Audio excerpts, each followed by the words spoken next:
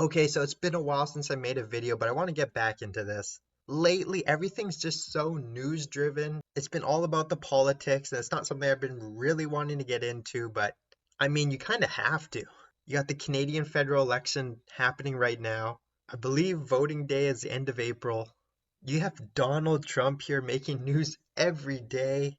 He says one thing one day, next day he says something completely different. I think he thrives on the chaos. Yeah, he just loves this. And he sure isn't making trading boring, that's for sure. But with the federal election happening in Canada, I thought I'd check in, see how we're doing here. This is Poly Markets. This is where the betting happens for the Canadian federal election. And let's have a look at this.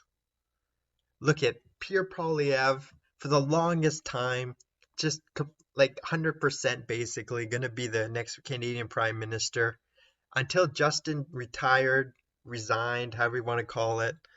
And boom, the Liberals and Mark Carney swap places almost here. Right now it's about 50-50. So this is going to be a wild, crazy election here in Canada. I mean, it's good to have some good competition.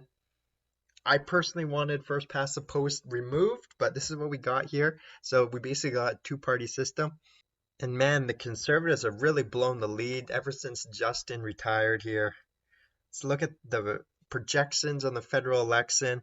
You have basically here in BC, NDP has been completely wiped out. Greens are pretty much non-existent, even on Vancouver Island. It looks like they both lost their votes to the Liberals. It's about 50-50. Out in Alberta, Saskatchewan, always conservative. They don't even have to campaign. It's always going to vote conservative. They'll never lose that support there. Here in Manitoba, looks like NDP got crushed again. Completely irrelevant. Man, they're going to go down to 7 seats is projecting. The Conservatives have lost major ground here in Ontario. So far, they're projecting 78 seats for the Liberals, 40 for the Conservatives. I swear, if you look back, probably at the beginning of this year, those numbers would have been easily flipped. Again, NDP's lost basically all their support to the Liberals. It's going to be a wild election, that's for sure. I'm a little surprised the Liberals have been holding on so well to Quebec. You got the Bloc in there. I always think of that as a protest vote.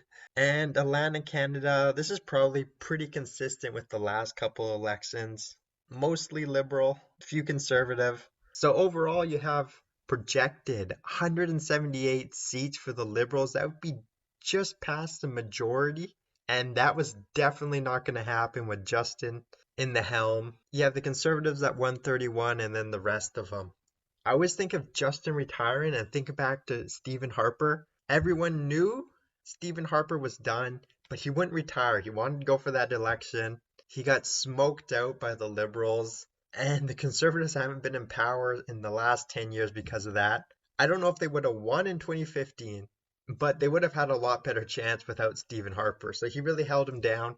Justin was really holding down the Liberals. Now with the change in leadership, a new CEO to think of it, they really pop back into place. So, I mean, for the Conservatives to win, they really have to do something about Ontario. They really need way better seats in that area. And for the Liberals to win, I mean, they just want a really quick election and to keep Mark Carney out of any controversy. If they can do that, they'll probably win. So we'll see what happens.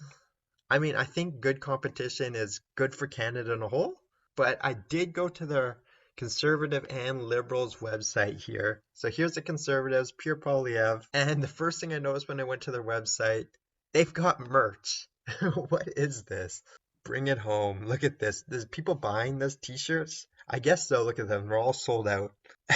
They're sold out of everything. They must be making good money on this. Oh, it's crazy. But something I noticed with both the Conservative and Liberals website, that it's very generic.